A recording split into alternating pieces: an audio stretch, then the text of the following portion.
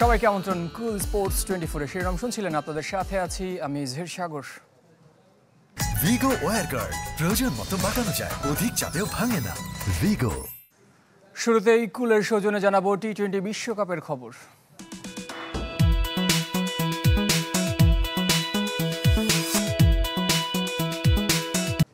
দর্শক, বাংলাদেশ নেদারল্যান্ডসের মহাগুরুত্বপূর্ণ এই ম্যাচের সবশেষ খবর জানাতে সেন্ট ভিনসেন্ট থেকে আমাদের সাথে সরাসরি যুক্ত হয়েছেন রেজওয়ানুজ্জামান।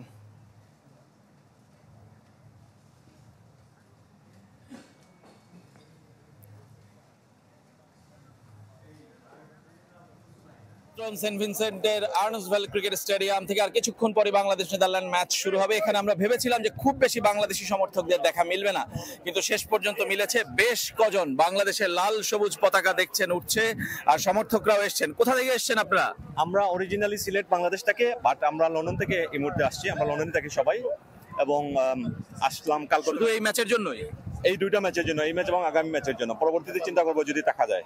ওকে, আমরা একটু জানতে চাই যে আসলে কেমন লাগছে এখানে এসে? একটা ভিন্ন দেশ, এখানে এত বেশি বাংলাদেশিও নেই। ক্যারিবিয়ান তো পৃথিবী জুড়ে ওদের সুনাম। এখানের যে সমুদ্র, এখানের যে খাবার, এখানে যে মানুষের ব্যবহার, তো এখানে আসলে ক্রিকেট, নিজের দেশ খেলতেছে, আবার এই আইল্যান্ডে এত সুন্দর, সবকিছু মিলে। আর আতিথ্যতা আপনাদের দেখতেছেন, সবাই যারা চিনে না জানেন আমাদেরকে বাংলাদেশ বলে চিৎকার দিচ্ছে। আমার কাছে মনে হচ্ছে এতে কি ফ্রেন্ডলি এনভায়রনমেন্ট ক্রিকেটে কোথাও হবে না ক্যারিবিয়ান থেকে। আজকে কি হতে পারে ম্যাচে? আজকে ডেফিনেটলি আমরা জিতবো ইনশাল্লাহ। আমরা অনেক কষ্ট করে আসছি লন্ডন থেকে খেলা দেখার জন্য। যদি আমরা জিততে পারি ইনশাল্লাহ, উইচ ইজ উইল উইন, আমাদের এই কষ্টটা সার্থক হবে ইনশাল্লাহ।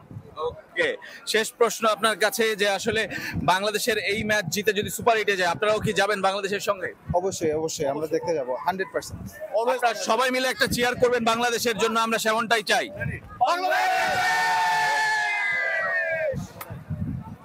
দর্শক শুনছিলেন, সেন্ট ভিনসেন্টে বাংলাদেশি সমর্থকরা কিন্তু এখানেও গলা ফাটাচ্ছেন এবং মাঠে তাদের চিৎকার কিন্তু আমরা শুনতে পাবো, এবং বাংলাদেশ যদি যেতে পৌঁছে যাবে সুপার 8-এর খুব কাছে, সেই প্রত্যাশায় Rezwanuzzaman, channel 24, Saint Vincent, West Indies. West Indies থেকে, সেন্ট ভিনসেন্ট থেকে বাংলাদেশ নেদারল্যান্ডস ম্যাচের সবশেষ খবর জানাচ্ছিলেন রেজওয়ানুজ্জামান। যেমনটা বলছিলাম, বাংলাদেশ নেদারল্যান্ডস ম্যাচ দিয়ে প্রত্যাবর্তন হচ্ছে কিংস্টাউনের নান্দনিক আর্নস্ট ভ্যালি ক্রিকেট স্টেডিয়ামের। নিরিবিলি শান্ত ছোট্ট স্টেডিয়ামের পাশে ক্যারিবিয়ান সাগর, চোখ জুড়াতে বাধ্য দর্শনার্থীদের। এখানে খেলার অভিজ্ঞতা আছে মাহমুদুল্লাহ রিয়াদ ও সাকিব আল হাসানের। ওয়েস্ট ইন্ডিজের সেন্ট ভিনসেন্ট থেকে রেজওয়ানুজ্জামানের রিপোর্ট। কবি বলে গেছেন, এমন দেশটি কোথাও খুঁজে পাবে না কো তুমি। আর্নস্ট ভ্যালি ক্রিকেট স্টেডিয়াম দেখলে হয়তো দ্বিজেন্দ্রলাল রায় বলতেন, এমন স্টেডিয়াম কোথাও খুঁজে পাবে না কো তুমি। ক্যারিবিয়ান অঞ্চলের সব স্টেডিয়ামের দৃশ্য এমন হলেও এতটা কাছে সমুদ্র আর কোথাও নেই। নিরিবিলি শান্ত ছোট্ট স্টেডিয়াম, মাত্র 18,000 আসন। সেন্ট ভিনসেন্টের এই মাঠে বসে ক্রিকেট দেখার মজাই আলাদা।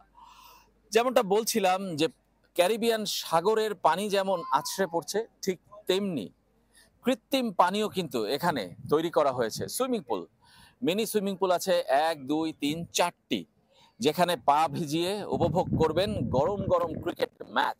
সেই ব্যবস্থা আর কোথাও আছে কি? বাংলাদেশ নেদারল্যান্ডস ম্যাচ দিয়ে স্টেডিয়ামের ক্রিকেট প্রত্যাবর্তন হলেও দর্শক আগ্রহ খুব একটা নেই। তাই গ্যালারি ভরতে 3,000 স্কুল শিক্ষার্থীকে আমন্ত্রণ জানানোর সিদ্ধান্ত নিয়েছে আয়োজকরা। দীর্ঘদিন ধরে চলা সংস্কার কাজ শেষ হবার পথে।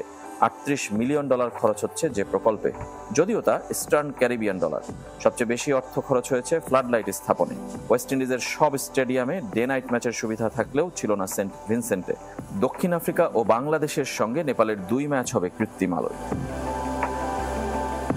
এই মাঠে যে 2 টি-20 হয়েছিল সেটা 2013-তে। দুটিতেই ওয়েস্ট ইন্ডিজের বিপক্ষে পাকিস্তানের জয়। মাঝখানের সময়টায় অনেক কিছু বদলেছে, তবে বোলারদের আধিপত্য কতটা কমেছে সেটার পরীক্ষা হয়নি। এই ম্যাচের শেষ ম্যাচ আর টেস্টটা খেলেছে বাংলাদেশ। তবে ঠিকই মনে রাখবে 2009 সালের সিরিজ, যে দলের প্রতিনিধি হয়ে এখনো টিকে আছেন মাহমুদুল্লাহ ও সাকিব আল হাসান। ডিসেম্বরে ওয়েস্ট ইন্ডিজ বাংলাদেশ সিরিজের 3 টি-20ও হবে এই মাঠে। ক্যারিবিয়ান সাগরের ঢেউ আছড়ে পড়ছে স্টেডিয়ামের ঠিক প্রান্তে।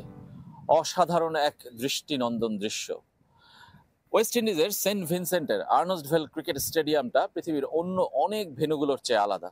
একে তো প্রাকৃতিক সৌন্দর্য, তার উপর ভেতরের নানা রকম দর্শকদের বিনোদনের ব্যবস্থা, সব মিলে এই স্টেডিয়ামটিকে করেছে আলাদা। কিন্তু গত 10 বছর যে স্টেডিয়াম ছিল ক্রিকেট থেকে নির্বাসিত, বাংলাদেশ নেদারল্যান্ডস ম্যাচ দিয়ে ফিরছে ক্রিকেট, ফিরছে বিশ্বকাপও। Rezwanuzzaman, channel 24, Kingstown, Saint Vincent, West Indies.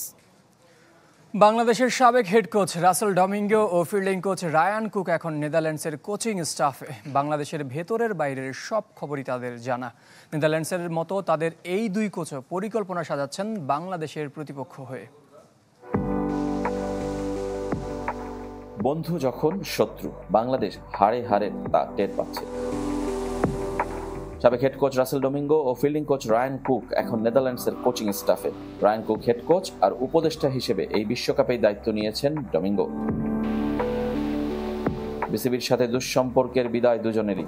কুককে বিদায় করে দিয়েছিল ক্রিকেট বোর্ড, আর ডমিঙ্গো হঠাৎ পদত্যাগ করেছিলেন, যদিও তার পেছনে ভেতর বাইরে নানা চাপও সঙ্গী ছিল। তাই তো বাংলাদেশ ম্যাচ দুজনকেই জাগিয়ে তুলবে। ডাচ রূপকথার জন্ম দিয়ে ওয়ানডে বিশ্বকাপেও বাংলাদেশকে হারিয়েছিল, সেবারও কোচ ছিলেন কুক। এবারও ডাগ আউটে কৌশল সাজাবেন দুজন মিলে। আমাদের জন্য বিগ অ্যাডভান্টেজ। দুজনেই বাংলাদেশের কোচ ছিলেন। তাদের কাছ থেকে গত কদিন আমরা প্রতিপক্ষ সম্পর্কে জানতে চেষ্টা করছি, দুর্বলতাগুলো নিয়ে কাজ করছি। এই বিশ্বকাপে বাংলাদেশের সাবেক কোচ হয়ে যাওয়া জেমি সিডন্স, স্টুয়ার্ট লরাও আছেন ভিন্ন দলের সাথে। Rezwanuzzaman, channel 24, Kingstown, Saint Vincent, West Indies. Saint ভিনসেন্টের কন্ডিশনে এগিয়ে থাকবে টিম বাংলাদেশ। নেদারল্যান্ডসের বিপক্ষে ত্রাতা হতে পারেন স্পিনাররা, এমন ধারণা সাবেক অধিনায়ক ফারুক আহমেদের। যদিও ডাচদের বিপক্ষে লড়াইটা সহজ হবে না বলে মত তার। সাকিবকে নিয়ে সমালোচনার জবাবও দিয়েছেন ফারুক আহমেদ। যখন কর্মচারী মালিকের থেকে বড় হবে, which is like board official থেকে বড় হয়ে যায়, এটা কিন্তু ছড়ি ঘুরাবে তোমাকে, ওই টিম কখনো ভালো করবে না। He is concentrating in so many other things. সিলেকশনে কে আসলো, তামিমরে কেমনে বাদ দিতে হবে, সাকিব কতদিন খেলবে, মাহমুদুল্লাহকে নেওয়ার দরকার নাই। হেড কোচ হাতুরুর কড়া সমালোচনায় সাবেক অধিনায়ক ফারুক আহমেদ। নেদারল্যান্ডস ম্যাচের আগে অপ্রিয় বাস্তবতা ফের সামনে টেনেছেন। মার্কিন মুলুক ছেড়ে ক্যারিবীয় দ্বীপপুঞ্জে বাংলাদেশ, নতুন গন্তব্যে নিউ ইয়র্কের স্মৃতি ভুলতে চাইবে নাজমুল শান্তর দল। কিন্তু চাওয়া পাওয়ার কঠিন সমীকরণ কি আর সহজে মিলবে? বিশ্বকাপে নেদারল্যান্ডসের কাছে হারের তিক্ততা এখনও টাইগারদের মনে, যদিও অভয় দিচ্ছে সেন্ট ভিনসেন্টের উইকেট। ত্রাতা হতে পারে স্পিন ইউনিট। এই ধরনের wicket suits us. Slow wicket, little bit of time আমাদের জন্য বেস্ট। এন্ড আমরা আমাদের মানে ব্যাটিং এখনও টি20তে আমরা 140 to 160 is our target. So এই ধরনের উইকেট আমাদের অনেক হেল্প করবে। ব্যাটে রান নেই, বল হাতেও ঢুকছেন সাকিব আল হাসান। ফুরিয়ে গেছেন দেশের পোস্টার বয়। চারপাশ যখন সাকিবের সমালোচনায় সরব, তখন পাশে দাঁড়িয়েছেন সাবেক অধিনায়ক। এবার কিন্তু বোঝা গেছে he is not at his best, because ফিটনেসও আমার মনে একটু ঘাটতি আছে। হি লুকস আ লিটল ও যেরকম ছিপছিপে থাকে ওরকম না। আমার মনে হয় he will do very good against Netherlands and Nepal. নেদারল্যান্ডসের বিপক্ষে এক্স ফ্যাক্টর হতে পারেন তাওহিদ হৃদয়। ফিনিশার মাহমুদুল্লাহর ভূমিকাও গুরুত্বপূর্ণ হয়ে উঠবে সেন্ট ভিনসেন্টে। টাইগারদের কাছে চাওয়া দলগত নৈপুণ্য। Hridoy is a very special player. I think he can really কেউ সময় ম্যাচ ঘুরে দিতে পারে। জিতলেই সুপার 8-এর পথে আরও অনেকটা এগিয়ে যাবে টিম বাংলাদেশ। ক্যারিবীয় দ্বীপপুঞ্জে ক্রিকেটারদের ভয়ডরহীন খেলার পরামর্শ দিয়েছেন ফারুক আহমেদ। আরিফুল ইসলাম, চ্যানেল 24, ঢাকা। এই যে আমার ব্যাংক আরএফএল গ্যাস স্টোভ, এর সায়েন্টিফিক নজল আর ব্রাশ বার্নার তাপকে সমানভাবে ছড়িয়ে খরচ বাঁচায় 25%। আরএফএল গ্যাস স্টোভ, নিরাপদ ও গ্যাস সাশ্রয়ী। বিশ্বকাপের রাতের দ্বিতীয় ম্যাচে ওমানের মুখোমুখি হবে বর্তমান চ্যাম্পিয়ন ইংল্যান্ড। ইংলিশদের সামনে জয়ের কোনো বিকল্প নেই। অ্যান্টিগার ভিভিয়ান রিচার্ড স্টেডিয়ামে ম্যাচটি শুরু হবে রাত 1টায়। এদিকে কাল ভোরে সুপার 8 নিশ্চিতের লড়াই আফগানিস্তানের প্রতিপক্ষ পাপুয়া নিউ গিনি। ত্রিনিদাদে ম্যাচটি শুরু হবে সকাল 6:30টায়। আফগানরা এই ম্যাচ জিতলেই আসর থেকে ছিটকে যাবে নিউজিল্যান্ড। ভেঙে ফেলা হচ্ছে টি20 বিশ্বকাপের আলোচিত ভেন্যু নিউ ইয়র্কের নাসাউ কাউন্টি ক্রিকেট স্টেডিয়াম। ইতোমধ্যে শুরু হয়েছে বুলডোজারের আঘাত, তবে মাঠ আর ড্রপ ইন উইকেটের ভবিষ্যৎ কি তা অজানা। এদিকে ফ্লোরিডায় অতিবৃষ্টি আর বন্যার কারণে পরিত্যক্তের সংখ্যায় যুক্তরাষ্ট্র আয়ারল্যান্ড ম্যাচ, সেক্ষেত্রে কপাল পুড়তে পারে পাকিস্তানের।